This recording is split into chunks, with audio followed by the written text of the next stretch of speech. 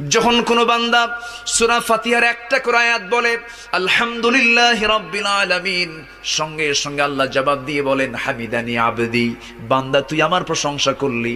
আর রহমানির রহিম যখন বলে আল্লাহ বলেন আসনা আলাইয়া আবদি। মালিক ইয়াউমিদ্দিন যখন বলে আল্লাহ বলেন মাজ্জাদানি আবদি। এরপরে যখন বলে ইয়াকা না'বুদু ওয়া ইয়াকা নাস্তাঈন পর্যন্ত যখন বলে আল্লাহ বলেন বান্দারে তুই আমার কাছে কি চাস, প্রাণ খুলে চারে বান্দা।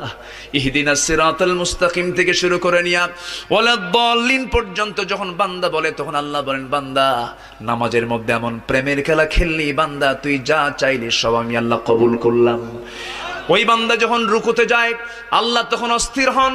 ওই বান্দা যখন সিজদায় যাওয়ার জন্য প্রস্তুতি নাই, সমস্ত ফেরেশতাকে ডাক দিয়ে বলেন ও ফেরেশতারা, এই বান্দাগুলো আমাকে দেখলো না, রাসূলকে দেখলো না, কোরআনকে দেখে হাদিসকে বিশ্বাস করে আমাকে খুশি করার জন্য তার সবচেয়ে সম্মান